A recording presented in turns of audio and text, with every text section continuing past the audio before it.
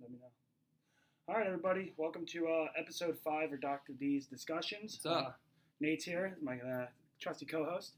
Tonight we'll be talking about the Dakota Access Pipeline, the Treaties of Fort Laramie of 1851 and 1868, and also the Standing Rock Sioux tribe, the tribe that you've been hearing about standing in solidarity with Standing Rock, that everyone's been checking in on Facebook and different things along that nature.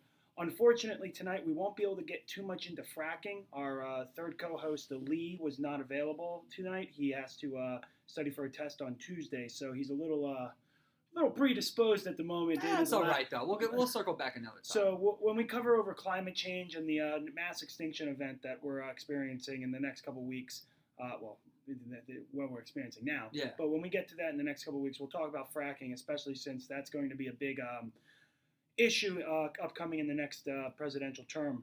So so we're switching things up a little bit. Dave's got a great little PowerPoint together, lots of slides, good information. Hopefully everyone can see it. I got my phone right here, answering questions if you guys want to comment. So we're going to go with a little bit different of a format on the Facebook so you guys can actually see it. I can't see the comments personally, but we have a nice show. We have a nice program set up for you tonight, regardless of the fracking or not. I know some of you guys we're a little leaning towards wanting to hear about the fracking, but it's all right. We'll do part 2 another time, right? No worries. Yeah, no problem. We get to do this every week. A little bit of business, a little bit of housekeeping. We're going to start working towards doing a little bit of a preview video every week. So when you guys get a chance, just check us out on either Wednesday or Thursday nights. I'll be definitely blasting my Facebook and my Instagram, and I know Nate's always been sharing that and letting us know when I've been blasting the news feeds up a little bit. Yeah, and like Dave said before, we always welcome comments if you think things can be a little better, if you have a suggestion, if you want to get involved, right? Definitely always looking for more people to get involved, share new comments, new topics, maybe even come on and talk, so feel free to reach out. Yeah, definitely. We're going to start putting together a list of the next 4 weeks of the show, so if you guys have any type of friends or relatives or anybody that you know that would be an expert on a particular topic, please give us their contact information. We'll definitely take a look at them and get them involved. But let's get into the next little bit of it. All right. So we're going to talk about the Fort Laramie Treaty of 1851 first. And just to give you a little background on the land of the Sioux people, in the spring of 1868, a conference was held at Fort Laramie in present-day Wyoming. Right. And Dave, there's actually 2 parts to this treaty, right? 1851 and 1868? Mm-hmm. Okay. So 1851 was when we first started moving westward, and by we I mean the United States. In that regard, we had settlers that were moving out, pressing out, and the Sioux Nation, one of the biggest Indian tribes of the Great Plains, really didn't like us having interfered or intruding into their territory. So at the time, the Constitution didn't really have a mechanism for dealing with people in terms of, a nation inside of the continental United States, in terms of the land that we claimed was ours through manifest destiny. So what the Senate and what the president at the times actually had come to a conclusion was to sign treaties with these peoples and the native indigenous peoples, and to have the Senate actually ratify these treaties. So when I get into a little bit later about the Dakota Access Pipeline and what my belief system is and why I think that it's being completely mishandled, it predicates upon, we signed a treaty, and a lot of people go, oh, well, if the president signed on it, that's not a treaty. Well, the Senate ratified these treaties. They literally had a vote in the Senate to ratify these different treaties. So let's get into it. So it's essentially a treaty with another sovereign nation. Yes. Basically. So basically, look at it this way. You know how the Kurds in Turkey are their own almost autonomous nation, or in Iraq nowadays, that would be the modern day equivalent. The Kurds in Iraq, if you don't know, have a self-autonomated government in the northern portion of Iraq.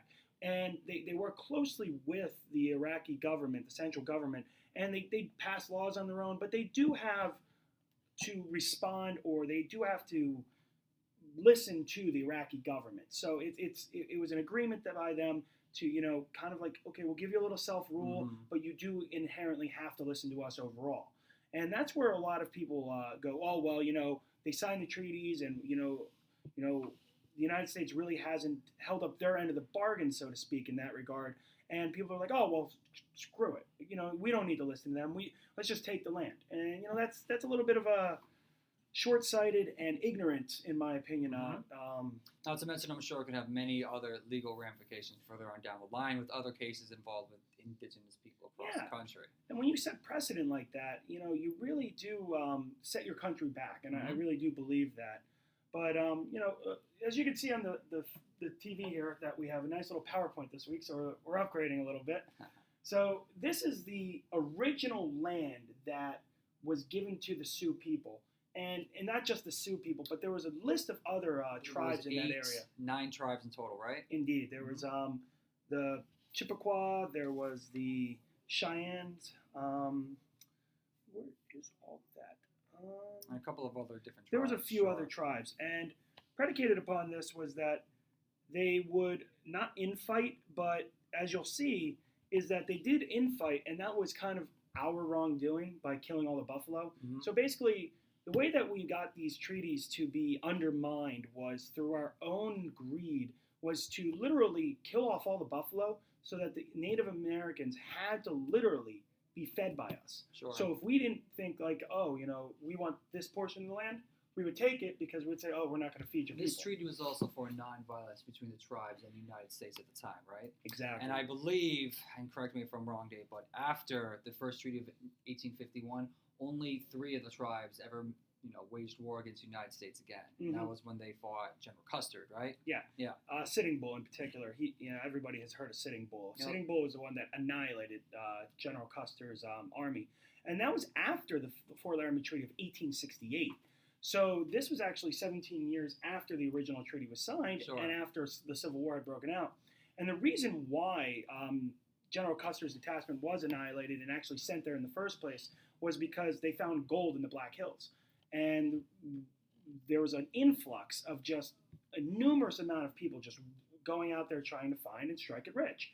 And part of the treaty in 1851, tribes signed the treaty that in 1851 agreed to allow travelers, railroad surveyors, and construction workers to enter tribal land safely, allow the government to establish posts and roads, pay for any wrongdoing of their people, which they haven't, select heads of chief to deal with U.S. government agents, which, according to several sources, was against the culture of the Sioux and particularly a lot of the Great Plains tribes, because they had a true form of democracy, like Greek democracy, where all the agreements had to be decided in unison or in overwhelming majority of the people to go, yes, this is exactly what we want, this is agreed upon. So this whole concept of having an ambassador, so to speak, or a head of state, like Sitting Bull actually going and negotiating with other people, was completely foreign to the Native Americans at this time. So a lot of the tribes didn't really feel as if this treaty was signed in proper. Almost wasn't even valid to what they would consider a formal agreement. Exactly. Sure, and that makes sense if you come from that mindset, and you've never even entered into these other negotiations. You got one of your friends coming back saying, hey, I agreed to something, and everyone else says, we didn't agree to that, so we're not going to follow those rules. Exactly. Yeah, it makes sense. So my whole thing is, the last couple things is cease fighting with other tribes, and some of the other tribes had to fight with each other because we killed off all the buffalo. They had to go into other people's, other tribal lands to get food for their own people. It's like saying to you, Nate, that, you agree that you'll only stay in your house, in like your backyard, like a suburban backyard, but, I took all the food out of your house. So you now have to go to your neighbor's house and go, hey, I need some food, and you take some food out of the fridge. Yeah. What are you going to do? You put people in a predicament where they actually can't do anything other than break the rules. They're going to break the rules to survive. Like if you take the food away from somebody, I'm going to go out and steal some food, Sure. That makes sense. So the last 2 points that I really want to harp on is the United States had to, under these agreements, protect Indians from U.S. citizens, and they didn't do that when the gold was struck in the Black Hills. And around what time they started mining for gold? 1871. 1870. So they found General Custer actually was 1868, 1870, right around there was the one that actually found the gold. Had docked on got next to one of the rivers.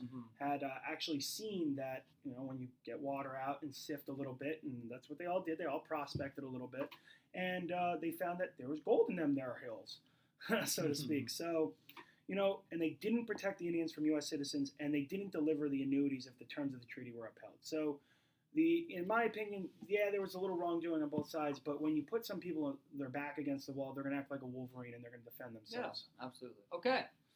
So, we're going to go on to, the proposed route of the Dakota Access Pipeline, and here it is. So, and this is why these, just bringing up these treaties is so important, because it does go through these, lands that were granted in both of these treaties in 1851 and 1867. Yeah, and, as you can see, they clearly go through Cheyenne land, and then down here, it's a little bit further over than Standing Rock, right here. It goes right through. And, we're going to go to a more detailed map now, right here. And this is the Fort Laramie Treaty. It covers all this land, all this, right here, okay? And, it goes right through archaeological sites preemptively bulldozed on September 3rd. So, everyone says, or what the mainstream media has been telling everybody, is that the natives didn't actually come to the table to talk about the preemptive work and all the permits that were needed, and actually be involved in the process. And that's not necessarily true. There was several of the Native American tribes, or in particular subsets of the Sioux, that did go and were like, no, these are sacred lands. There are grave sites in this area, and this in particular right here is an area where it's inhabited. And most of the Standing Rock Reservation is below the Dakota Access Pipeline right here. But that's where those water protectors are right now, right? Yeah, the Lake Oahe. And, that's a great thing, Nate, water protectors. And I hate when people call them protesters, because they're not protesting. They're protecting their homeland. They're protecting the water source. Especially because they are people of an independent nation, right? Exactly. Like they are kind of holding to their own rules. So when you have, North Dakota State Police and other, local police force basically locking up, leaders of a sovereign nation. That's a little shade going on there. Yeah, exactly. Especially when somebody from Croatia or Serbia or pick a Western European country comes here and they're an ambassador, they have diplomatic immunity. So why would these people not be given the same type of status? Sure. So my whole thing is you can see that the line right here, the dotted line up the top, that was the first proposed access pipeline. So when the Army Corps of Engineers went in and actually got all the permits and to do everything that they needed to do, they proposed this and approved this. But as you can see, Bismarck, a population a majority white population, complained that they was going to cut across the Missouri River up here. So my whole point is that since you're going to hate me, as some of you, but white privilege prevailed in terms of getting this population center above the Dakota Access Pipeline. And they jammed it down the Native Americans' throats because they have no power. They're a little bit more impoverished, and that's the whole thing that I'm not totally for, is that you're ramming this down these people's throats without even giving them their day in court. And they tried to sue and get an injunction, but the guy who was the judge of the case was put up by, in particular, the North Dakota governor, who happens to have stock in some of the companies that we'll be talking about in a little bit. Yeah, and all their 17 different shell organizations. Exactly. And I love how that you said that. It's a bunch of shell organizations underneath them. So my whole thing is, you could have gone a little higher up. You could have gone a little lower. There's a bunch of different ways. When did they start around this? When did they actually start digging and construction in the treaty land? Do you know? So the eastern limit of the pipeline construction right here was September 3rd. Cool. So probably right around here was in August. And they've been jamming it down their throats, trying to expedite the process. And the whole thing is because they have pretty much a military backing them up. And I thought, the police were for the people, and to serve and protect, not to harass and keep them off of their own land. And that's my whole thing. And you can debate that. You can go into a huge debate with that. But my whole thing is, if private corporations are going to prevail and they're literally going to be the ones that say, the governor says we need to come in, we need to invoke the EMAC, which is an emergency responder thing what all 50 states have signed to give help and police forces in times of emergency, say like Hurricane Katrina that was invoked, or Hurricane Sandy. It was supposed to be invoked for natural processes, not necessarily for a pipeline to be built. Sure. So I think already you're setting bad precedent for future generations if this is to happen, all the time. Let's say a pipeline wants to be put down right in the middle of PA, and a whole bunch of people are like, no, you enact this particular emergency protocol, and you have military. It's actually a good point, Dave. I think, when did they make fracking illegal in the state of New York? Was that last year? I believe so. Yeah, so it's already illegal in one state. I don't know if it's illegal in any other states, but the fact that one of the most populated states in the entire country has made this type of practice illegal because they're afraid of how it'll affect their water, right? And then you go out in the middle of nowhere and you basically just run all over the indigenous peoples out there. Not to mention that the Army Corps of Engineers did come and say that we need to test the land. And Barack Obama basically said, hey, I suggest that you guys don't dig. And they said, oh. Laughed in his face. Okay, well, we're going to keep going. We're going to keep going. We're going to expedite it even further. I believe they're trying to get it done by December 1st, because although after that, that's when they lose.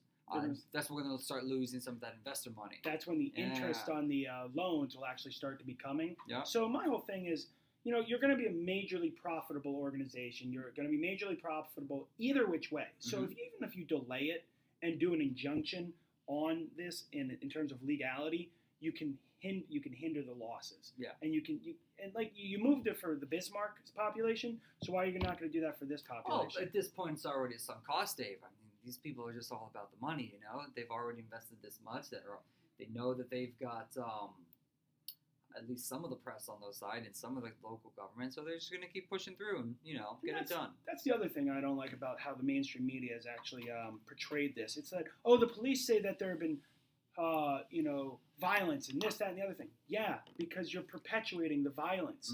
We're going to put up a list of sources by Jordan Chariton from TYT Politics, and he's been on location for the past month, on and off for weeks at a time, getting the real story of what is actually going on in the ground. One of the few that's actually out there and has been out there for one of two or the longest three period of time. Yeah. And Shailene Woodley, I forget what movie she's popular from. I think Divergence or something along those lines. She got arrested by protesting. There was actually a woman who's a director of a documentary about this, got arrested because she was filming the police. Yep. And I didn't know that it was illegal to film the police. It's not. It's not. So let's just call it for what it is that they're infringing on people's rights, and injustice anywhere is a grievance to justice everywhere. Not to mention some of the or an affront. Sorry. Not to mention some of the stories that we've heard from the interviews that have been conducted on site have been, pretty terrible. Yeah. Pretty terrible things. Just gross human rights violations. Yeah, let's go into some of those stories real quick. I got 5 points about different stories, and then I got a couple other points that we'll bring up as well. And we're actually going to go right here to this picture. So this is a prayer service that was conducted by the natives here that you can see and their allies on the banks of a particular river. I forget which actually the name of the river is, so you're going to have to forgive me on that. But it'll be in the sources that you can actually see the full video that this picture is from. Credit to TYT Politics and Jordan Chariton again. This is pretty much just a prayer service at the banks of the river where, Obama said you should not drill up until 20 yards. Why are the police right on the banks? Yep. I didn't know that the police worked for the private companies. Yeah. Just saying that once more. Not to mention that they're in religious celebration right now at this point. So now you're disrupting a religious ceremony on people who are, again, a sovereign nation. You know? And these people were forcibly removed via boats, militarized police boats that you would see maybe in the Coast Guard, after these people were maced for literally 10 seconds at a pop. And, I don't have any pictures of the horrible things with the mace, but, if you see somebody praying, let them pray, tell them, hey, you got to move, whatever the protest may be, whatever, you can't be doing this type of thing, though. You're treating these people like dogs, like you're treating these people like, you're acting like Nazis, in my opinion. And that brings me up to the second portion with this young woman. That's Jordan Chariton from TYT, credit to TYT Politics, again. She was one of the protectors that was arrested and thrown in dog cages, kennels, numbered and stripped naked and held over fucking night. Excuse my French. Sorry I cursed. But they were held numbered and naked overnight, and these people they're acting like Nazis. Like that's what So happened. when you say numbered, what Dave means is that they actually physically wrote numbers on their arms like they were prisoners. Yeah. Yeah, and I don't believe they read any of them the rights, right? No Miranda rights. This woman in particular was thrown down, was bruised and beaten pretty much, and was shipped from different district to district, different district to different district. What I should say is that Morton County is the primary police force that is on site. Also with the North Dakota Police, State Police, and also, as we had said, the Emergency Act that allows other states to send in other people. That's also part From of neighboring the, counties. exactly, Yep. and neighboring cities actually, or states rather. Yep.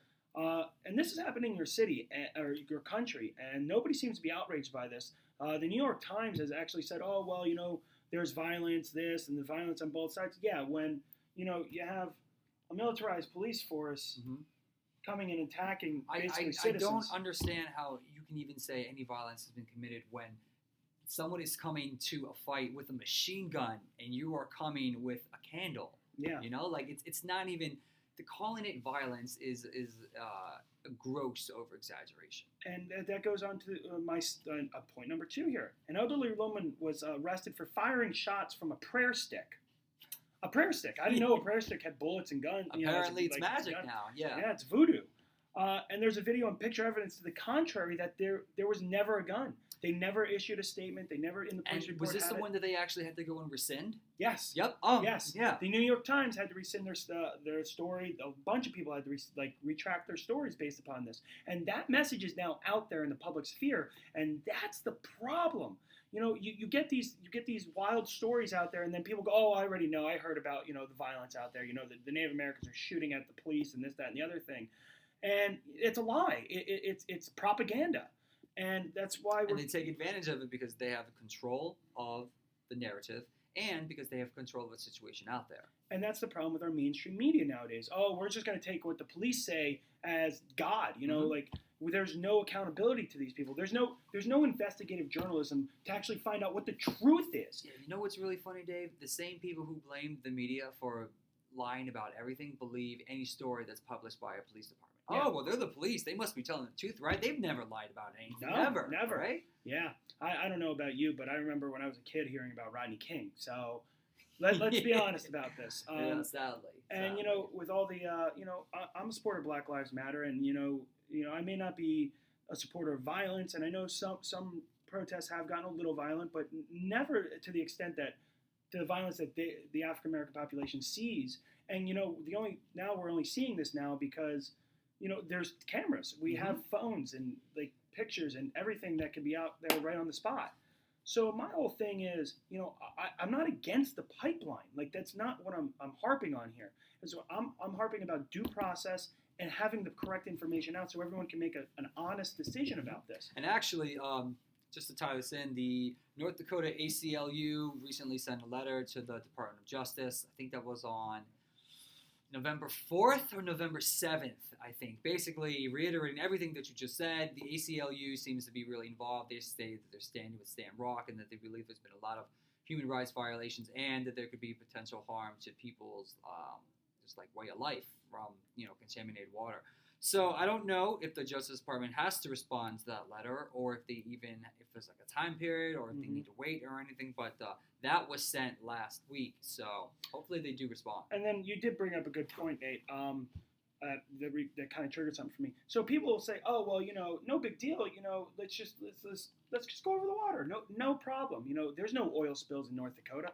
Why you don't hear about any North Dakota oil spills? Because 1 out of 249 have been reported through the years of 2012 to 2014. The only way that the government actually put out the other 248 to the public was because 3 different reporters had to sue the North Dakota government to get that information out. So yeah, I get it. I'm not necessarily the biggest advocate for this pipeline, but at the same time, I want it safe if it's going to be put into place.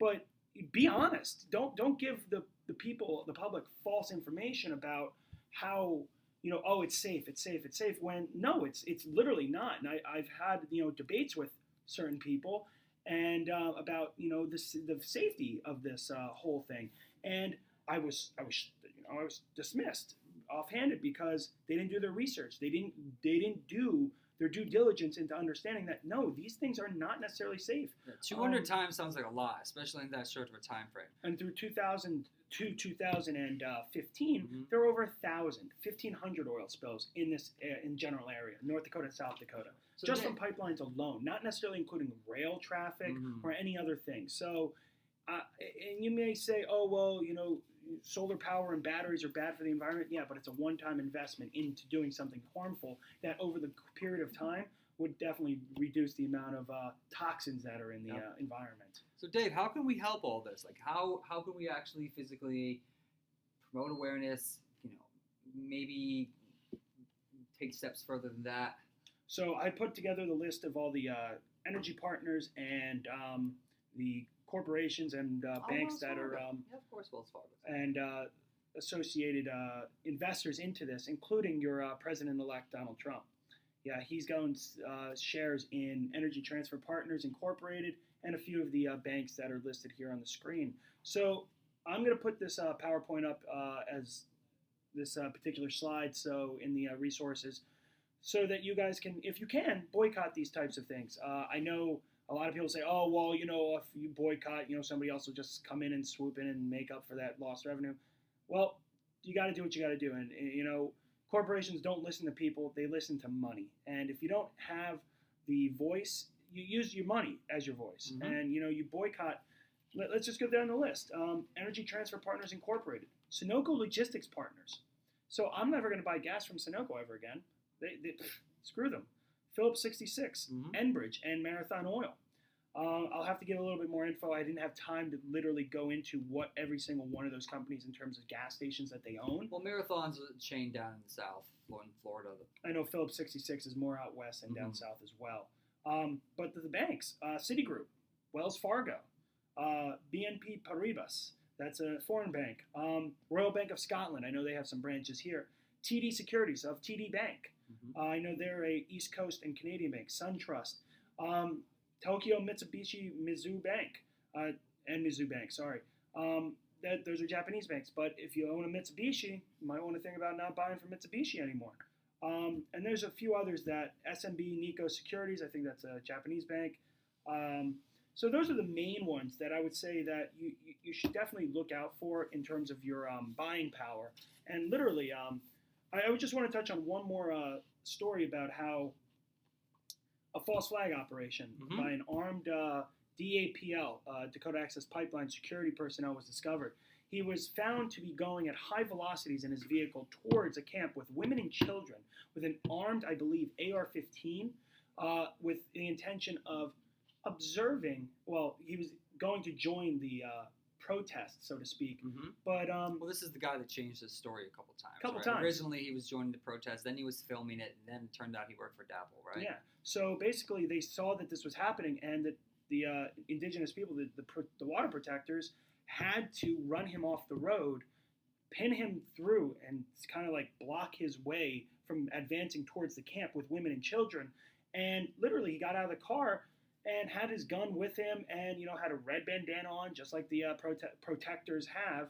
And it was a horrible thing that they had to run him off. I believe they had this on film, right? They had this on film, and it's in one of the resources, in one of the sources from TYT Politics. Again, please, if you get some time, and you have some time in the morning, you have some time in the evening, you have time at lunch, go to TYT Politics. Jordan Sheraton has done an amazing job in bringing to light what these people are struggling with. Their camps being raided, women and children being pulled out of their sleeping, tents and Sherpas and, like their campers and different things like that in the middle of the night, in the middle of the day, and just being thrown around, tossed around like rag dolls.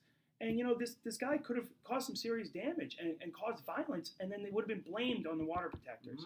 And then the story and the media would have just spun out of control. But they stopped them. And I believe this was related to a fire that was caused on the road, which is nowhere near where the camp was, right? It's definitely go and watch the video. It's pretty in-depth. There's some footage that was shot on scene, and they have some in-person interviews as well. It's just a really sad situation that's out there, It really is. And we just want to bring a little awareness to it. I'm not against pipelines. I'm not against, bridging the gap between fossil fuels and green energy. I'm a practical type of person in that regard. Where I do believe in climate change, and I do believe that we do have an impact in terms of CO2. But at the same token, I really believe that to be the economic powerhouse that we are, we need a transition time, and I don't think we need to just flip overnight. But these pipelines will help give people jobs, and they're not long-term jobs. That's by no means true. They're temporary construction jobs that will be transient as hell. You'll only have 40 people to maintain this pipeline for the rest of its entirety of its life. And then, not to mention, in the next 20 to 30 years, fossil fuels might not even be around. Yeah, exactly. So, we'll go into more detail about that when we talk about the mass extinction event that we're witnessing right now, in terms of almost 80% of vertebrate populations are down. So, even if you don't believe in like rising sea levels, or you don't believe in, and I shouldn't even say believe. I hate when people say I believe in something. The facts hit you in the face. You should understand the facts, know the facts, and be knowledgeable of the facts. Yeah, if you can't understand the facts, then you can't even have a discussion about what is what. Exactly. It's not that we're talking about a blind faith in a God or whatever that you want to believe in. And, I'm not getting into religion again, but it's not faith. It's not believing. It's knowing and understanding the world around you. And, it's hard to accept sometimes. Mm-hmm. Like, truth hurts. Reality sucks. People die all the time. People have tough situations. And, you really need to come to grips with these things so that we can change them. Mm-hmm. And, not necessarily cut the pipeline out, throw it aside, and ruin all the jobs for other people and, hinder our economic growth. But at the same token, just understand that, we can make it a better world for everybody around us by just having a little bit more empathy. You don't need to have profits first all the time. Exactly. Yeah, I agree. You don't need every single penny to be squeezed out of every single thing. And, some of the more economic-minded people watching this program might disagree with me on that. But, what's better, making a profit for 100 years and making less of a profit over, the course of each individual year, or making as much money as you possibly can for 10 years and saying screw the rest of the 90 years and everybody else? Again, don't want to get too much more into this, but you don't want to bleed your marketplace. You don't want to make it so impossible for people to even buy your product that next thing you know, there's no one around to use your product. Yeah, no, that makes a lot of sense. Exactly. And, that's the difference. I like long-term capitalism. I like capitalism, but what we're experiencing now in this country and have for the past several years, several decades, is short-term capitalism. That's kind of the individualistic mentality that we've had, and I kind of think it's the greedy mentality that we've had. And, no empathy for less fortunate people. And, I hate to say it, but that's the way I look at the election. And that's, a lot of people don't really care about things that don't necessarily affect them or bother them directly. But, when you have friends and family that can be affected, you have a little bit more empathy. And that's where I'll leave that at. But we'll talk about that at some other time. And I'm it's sure rather we'll circle sad. back at that. But, Nate, do you have anything else for us? No. I think, bringing awareness to these things is important. Like you said, anytime people are getting human rights violated or anything like that, it's a shitty situation. There's just been literally hundreds of violence across the country over the past week, and it sucks. It's time to speak up and, Speak out. If you see an injustice, say something about it. Another thing that you can do locally is donate to the ACLU and the local chapters around you. Like I said, don't get mad. Obama said, "Don't get mad, vote." But don't get mad. Don't get upset. Use that feeling and that determination to do something better around you.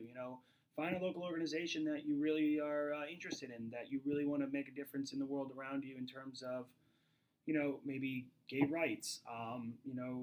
Global climate initiative. The ACLU is great for all different types of things. Pick an organization. Go out and volunteer. I know I'm going to make a commitment in the next couple of weeks to go to rallies and different protests and different things like that. Be doing the same. I know that I want to look into more Black Lives Matter at a local level here in Philadelphia. I would like to also, give you guys a little hope. Be the change that you want to see in the world. And I know that's a cliche, but at the same time, do it. Now's the time. It's when you're at this point, where we are. Now's the time. Exactly. And we'll leave it at that. Just remember, think locally, or think globally, act locally, and get involved in the process. wolf-pack.com. That's the one I'm the biggest in. Get the money out of politics so that we can have a debate. We can have true debate about whether conservative or liberal or progressive principles are what's best for this country. Up until then, you're going to be beholden to big money interests, and that's not going to change in the next 4 years. So wolf-pack.com. Be the change that you want to see in the world. Nate, anything else? No, I think we're good. All right, guys. Thank you again for listening to us, and we'll see you next week. I'll definitely be doing a couple preview videos for the next 4 weeks of what we're going to be doing and throwing at you. We'll throw out the topic agenda for the next couple ones. Yep. Perfect. And thank you, guys. Hopefully we'll talk to you soon. Later.